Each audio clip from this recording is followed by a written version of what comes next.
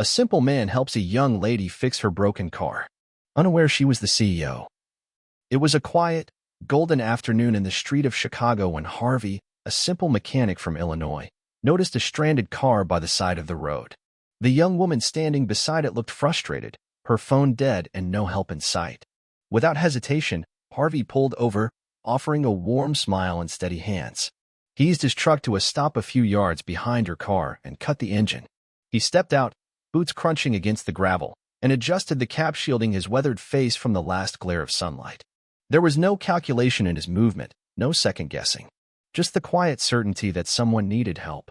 Before we go further, please ensure to like, share, and subscribe for more interesting stories like this one. As he approached, the woman glanced up. For a flicker of a moment, her expression tightened, weighing the appearance of a stranger on an empty stretch of road. Harvey slowed slightly, hands in plain sight, his pace unthreatening.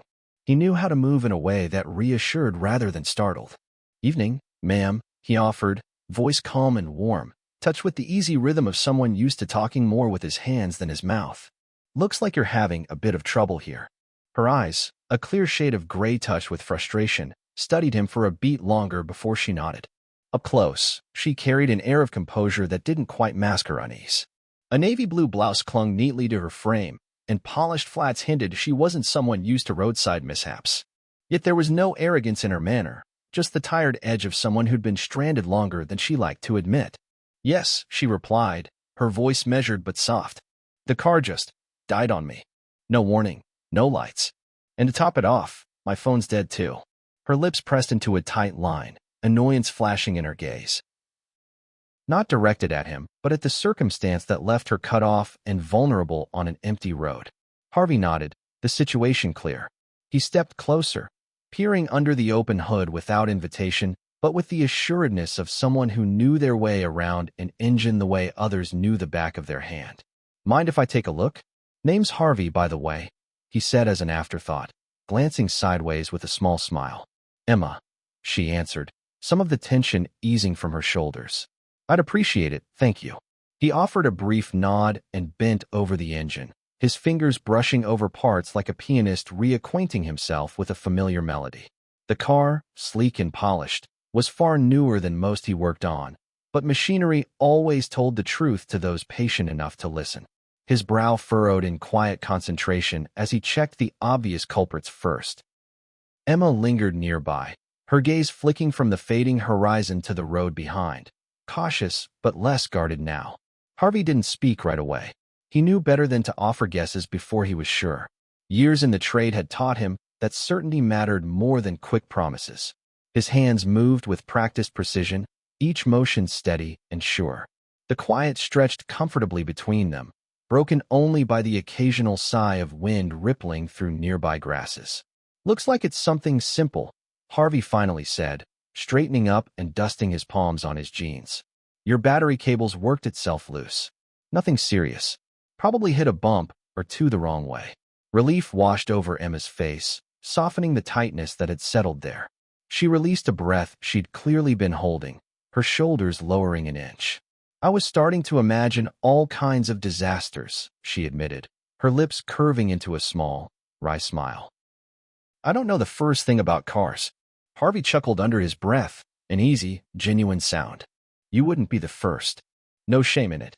He leaned back into the engine, fingers deftly tightening the connection with a confidence that made the task seem effortless. Emma watched, something thoughtful flickering behind her gaze as if recalibrating her first impression of him. His clothes were simple, faded flannel, worn jeans, work boots dulled from years of dust and grease. But there was an unmistakable grace in the way he worked, quiet pride woven into every motion. A few moments later, he stepped back, wiping his hands with an old cloth pulled from his back pocket. "That ought to do it," he said. "Should start a fine now. You'll want to get it checked proper when you get a chance, but you'll get home safe tonight." Emma opened the driver's door and turned the key. The engine rumbled back to life, smooth and steady. She smiled, this time fuller and with something genuine warming her features. "Thank you, Harvey," she said, stepping back out and reaching for her handbag. "Let me at least pay you for your time."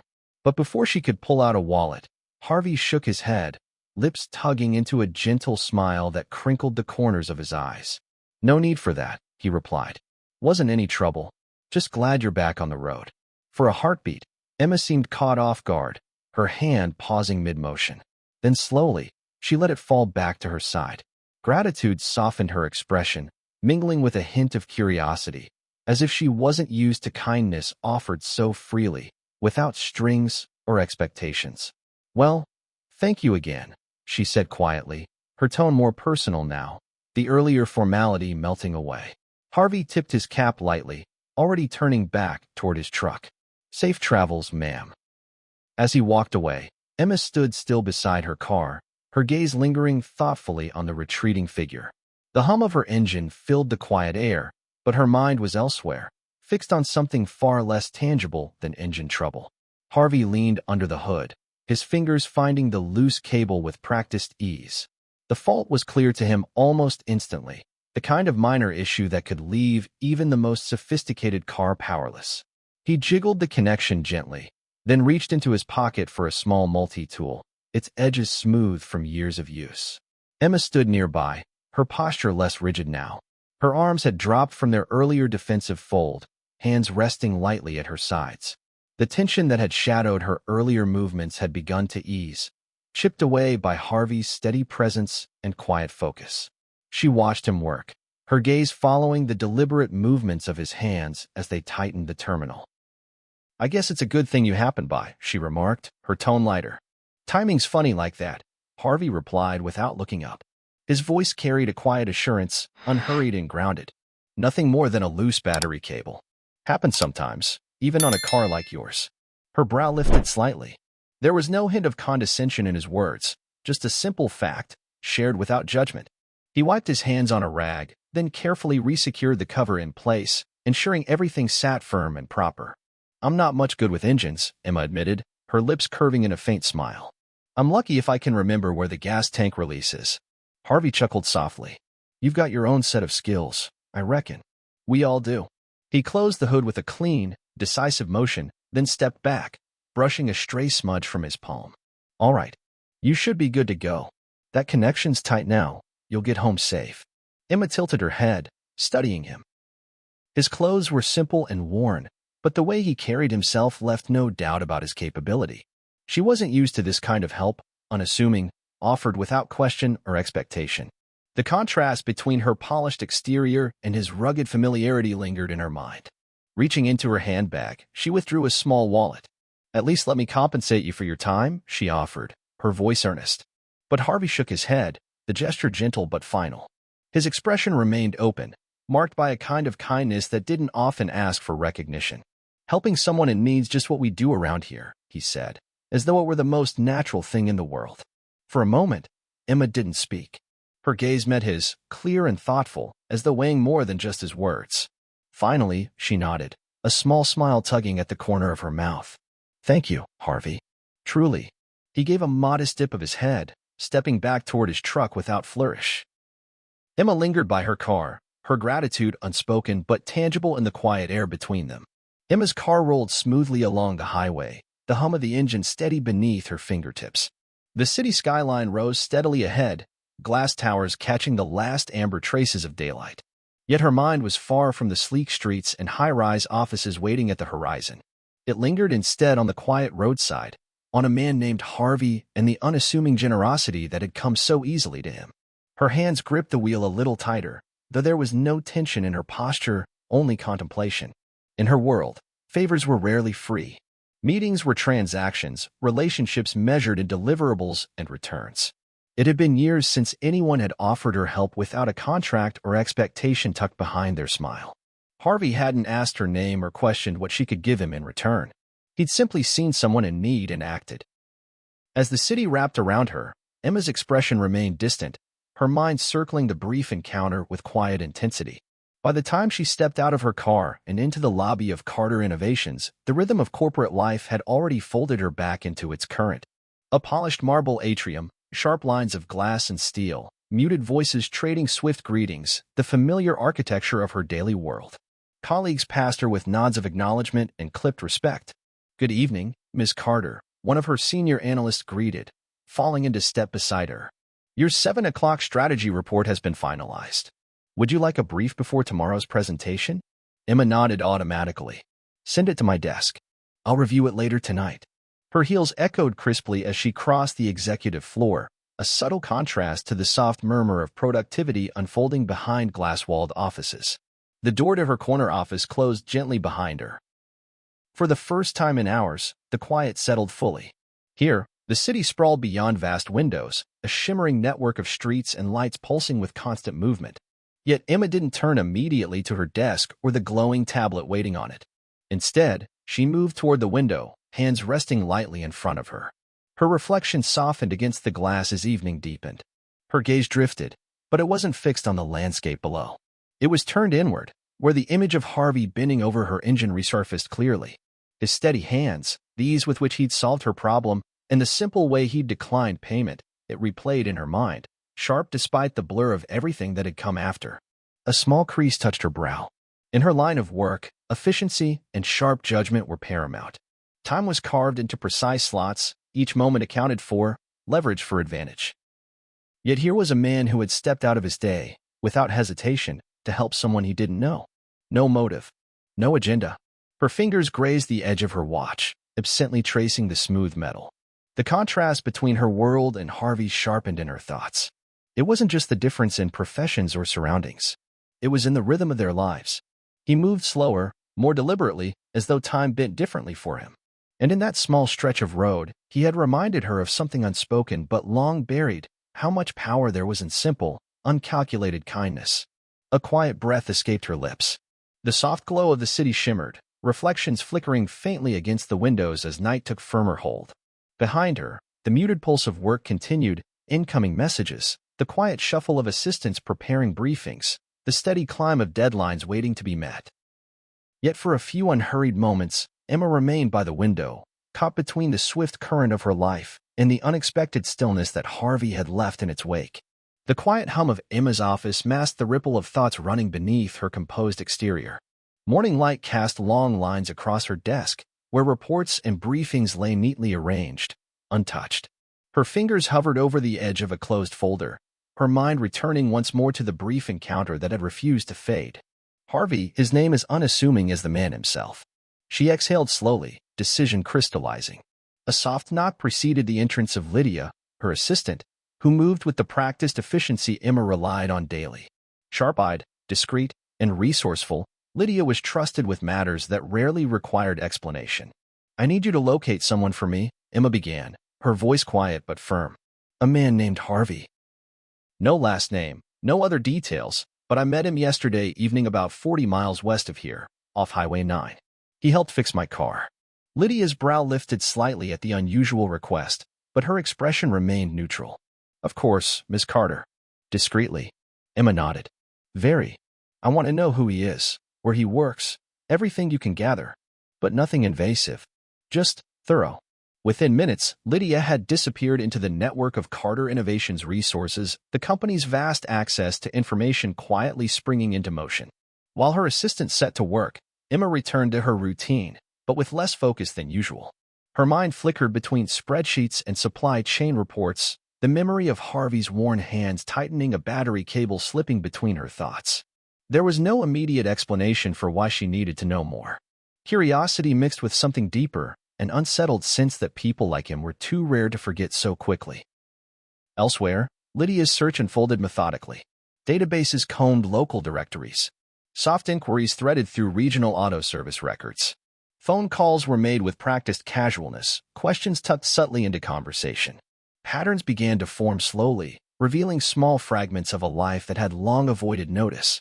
Miles away from the sleek hum of corporate offices, Harvey's day began with quiet ritual.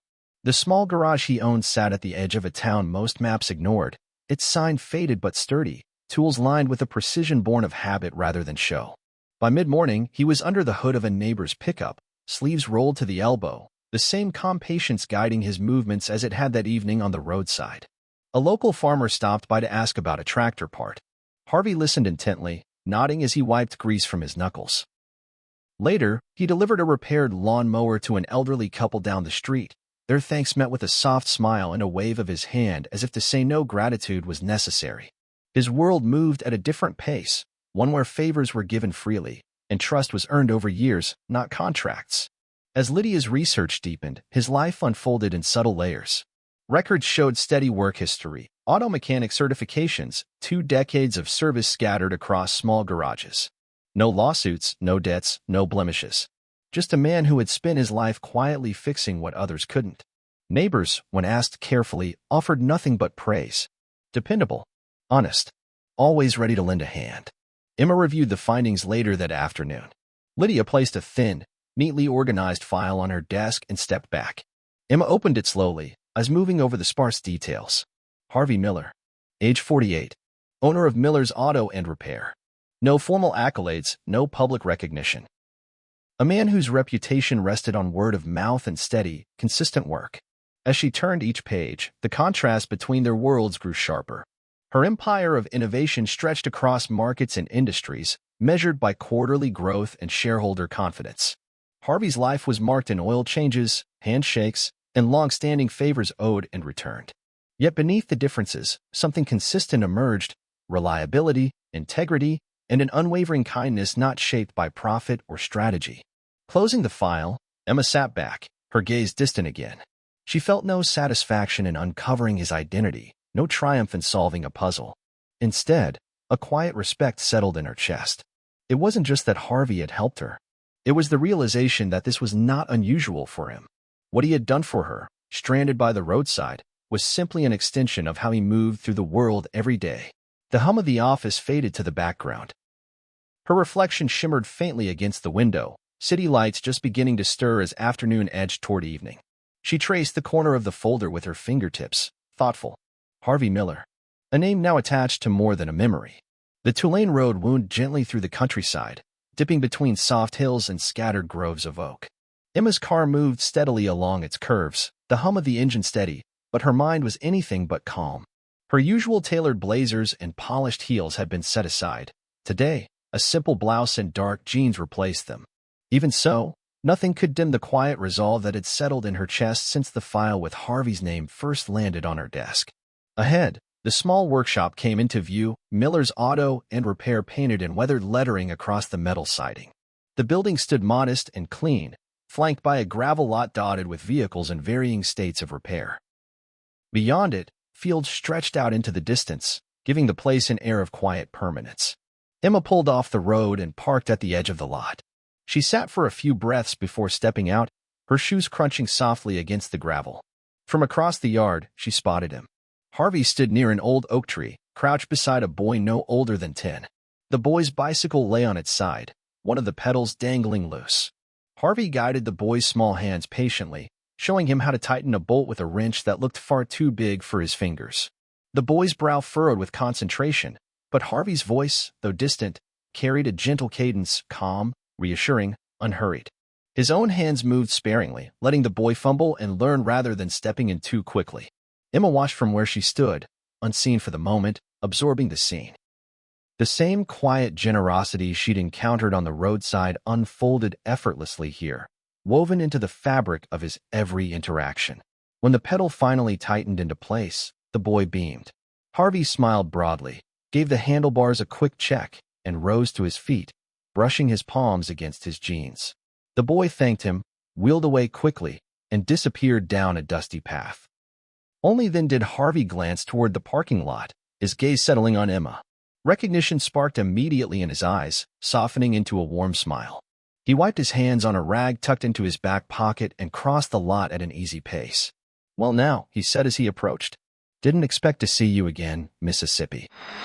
Emma returned the smile, her usual guarded composure softened. "I hope you don't mind the surprise." "Not one bit. Everything all right with that fancy car of yours?" "It's running perfectly. Thanks to you." Her words carried quiet sincerity. She paused, gathering her thoughts before continuing. "I've been meaning to come by and thank you properly." Harvey shrugged modestly. "No thanks needed.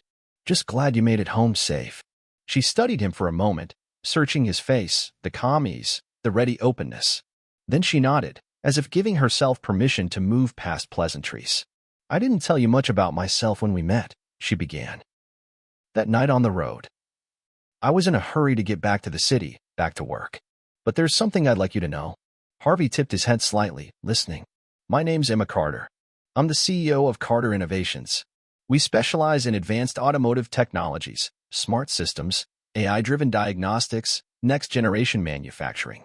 Her voice remained steady, but there was no trace of arrogance. It's a fast world. High stakes, fast-moving, competitive beyond measure. Harvey's expression didn't change much, but there was a flicker of something curiosity, perhaps, in his eyes. I remember hearing about Carter Innovations in a trade magazine, he said after a beat. Big company. You're doing some real cutting-edge stuff. Emma smiled faintly. We are. But despite all our advances, all the technology and strategy, I realized something after you helped me that evening. Her tone softened, grew more thoughtful. People like you, steady, honest, grounded, are often overlooked. We build systems that try to replicate intuition, but what I saw in you can't be programmed into a machine. You didn't hesitate. You didn't ask who I was or what I could offer. You just helped because that's what you do. Harvey studied her quietly, arms resting loosely at his sides. He didn't speak, but she could sense his attention sharpening.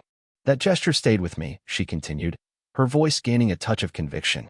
Not just because of what you did, but because of how rare that kind of selflessness is. It reminded me why I got into this industry in the first place, not just to push boundaries, but to make things better for real people. A breeze stirred through the trees nearby, rustling dry leaves along the ground. I had my team look into you, Emma admitted. I hope you don't mind. I wanted to understand more about the person who helped me. Everything they found just confirmed what I'd already guessed. You've been quietly making a difference in this community for years. Harvey gave a small smile, almost sheepish. Well, I just do what I can. Folks around here look out for each other. Always have. Emma stepped closer, her stance open. That's exactly why I'm here, Harvey. I want to invite you to visit my company. Come see what we're working on. I think there's room for someone like you, someone who understands machines not just as parts, but as tools to help people. She searched his face, measuring his reaction carefully. I'm not offering charity, she clarified. I'm offering an opportunity. Your skills, your experience, your way of thinking, they could bring a perspective my team doesn't have. And more than that, I think people like you deserve more recognition. You build a life around helping others quietly. I'd like to see what you could do with resources and reach behind you. For a long moment, Harvey didn't answer. His gaze drifted across the lot, past the faded workshop and out toward the fields. His jaw shifted slightly, as though weighing something deeply. Finally, he looked back at her. Eyes steady, warm. Well, he said slowly, a thoughtful smile tugging at the corners of his mouth. I can't say I expected any of this when I stopped to help you that day. Emma smiled fully now, a rare ease in her posture. Neither did I. Harvey chuckled softly, folding the rag in his hands. Suppose a visit couldn't hurt. Be good to see how the other half lives. The headquarters of Carter Innovations rose sharply against the skyline, its glass and steel facade gleaming under the late morning sun. Harvey stepped through the revolving doors into a space alive with quiet energy. Polished floors reflected clean lines and open spaces, where teams moved fluidly between workstations lined with intricate prototypes and digital displays. It was a world far removed from the simple garage he called home. He took a slow breath, steadying himself against the unfamiliar surroundings. Emma walked beside him, her presence unassuming yet quietly confident. She offered him a reassuring smile before leading him deeper into the heart of the building. As they moved through the corridors, glimpses of advanced automotive systems caught Harvey's eye, engines designed with an elegance that seemed almost futuristic, interactive dashboards that responded to touch and voice with seamless precision. Components he had only read about in trade journals and magazines. Despite his initial unease, curiosity began to take hold. He paused here and there, asking quiet questions that revealed a sharp understanding beneath his modest manner. Emma's team, sharp-eyed engineers and designers in crisp attire, welcomed him with polite interest, gradually recognizing the depth of knowledge behind his simple observations. Finally, Emma guided him into a glass-walled conference room overlooking a bustling innovation lab. She motioned for him to sit while she spoke. I wanted you to see this place firsthand, she began. All of this is built on vision and possibility, pushing the edges of what's next. But one thing I've realized is that sometimes, innovation forgets its roots. We chase what's new and forget the value of hands that know how things work on the ground. She folded her hands lightly on the table, her gaze direct. That's why I'm offering you something more than just a visit. I'd like you to join us here. Let a new project I've been planning, a division focused on creating accessible automotive solutions. Practical, affordable designs that help everyday people, not just those at the top of the market. I need someone who understands what those people need. Someone who's been under the hood, not just behind a desk. Harvey's brow furrowed slightly, thoughtful. His fingers brushed lightly over the grain of the table as he considered her words. I know this is a big leap from where you've been, she continued gently. But I believe your experience, your perspective, could shape something meaningful here. We have the tools and the reach, but you bring insight that can't be taught in a classroom. Silence settled between them for a beat, comfortable rather than pressing. The buzz of the lab outside carried faintly through the glass. For Harvey, the offer unfolded like a bridge between worlds. His life of quiet service and mechanical precision, now standing at the threshold of something larger. An opportunity not born from ambition, but from a simple act of kindness that had set unseen wheels into motion. He met Emma's gaze steadily, considering the road ahead. Months had passed, but the transformation felt like a quiet evolution rather than an abrupt shift. Inside the innovation wing of Carter Innovations, Harvey stood at the center of a workspace that hummed with focused activity. His worn hands, once limited to socket wrenches and carburetors, now moved confidently over sleek schematics and polished prototypes. Around him, a small team worked in harmony, young engineers, seasoned designers, and technicians, each one looking to him not only for instruction but for insight that ran deeper than blueprints. Harvey spoke plainly but with certainty, breaking complex problems into understandable parts. His knack for diagnosing mechanical issues, honed over decades in small-town garages, merged seamlessly with the advanced tools now at his disposal. His team respected him not because of titles or credentials, but because his solutions worked, and because he treated each of them with patience and quiet dignity. Emma often visited the division, slipping into meetings not as a CEO hovering over operations, but as a collaborator eager to exchange ideas. Conversations between her and Harvey carried an ease born from shared purpose. Where once they'd stood worlds apart, their friendship had settled into something steady, marked by mutual respect and an understanding of what each brought to the table. On a crisp autumn afternoon, they found themselves back on the winding country road where their paths had first crossed. The setting sun draped the landscape in warm gold, fields stretching out in a familiar patchwork. But this time, the vehicle beside them was no stranded sedan. Sleek yet practical, the new prototype bore the results of months of work, an accessible, fuel-efficient model designed with everyday drivers in mind. Harvey closed the driver's side door with a soft thud and stepped back, admiring the culmination of countless hours. Emma stood nearby, arms loosely crossed, her gaze resting on him with a hint of quiet satisfaction. Well, Harvey remarked, a slow smile forming. I'll be honest. Didn't picture myself out here testing something like this when I first patched up your car. Emma's laugh was soft, genuine. Neither did I. Funny how things turn out. He nodded, slipping his hands into his pockets. I guess sometimes a small thing sends you down a road you didn't expect. Her expression sobered slightly, touched by reflection. It wasn't a small thing to me, Harvey. You showed up when you didn't have to. That moment changed more than just a car battery. For a few moments, they stood in companionable silence, the gentle rustle of wind moving through tall grass around them. The prototype vehicle sat quietly on the shoulder, not just a testament to innovation, but to collaboration born of something far simpler. Harvey's gaze drifted along the road, familiar in its curves and gentle rises. You know, he said thoughtfully, I think folks underestimate what can come from just lending a hand. Not because you're expecting something back, but because it's what feels right. Emma smiled, her eyes steady on him. I think you've proven it can open doors neither of us could have imagined. He chuckled under his breath, a low, contented sound. I reckon so. The sun dipped lower, brushing the scene with amber light. The road ahead stretched wide and open, lined with the quiet promise of more to come. Together, they approached the vehicle once more, slipping easily into their roles, partners in a project born not from chance, but from the ripple of one genuine gesture. And as the wheels turned onto the country road, it was clear their story had only just begun. If you enjoyed this story, ensure to like, share, and subscribe for more amazing, heartfelt stories like this. Also, let us know where you are watching from, and drop your thoughts in the comments. We'd love to hear from you.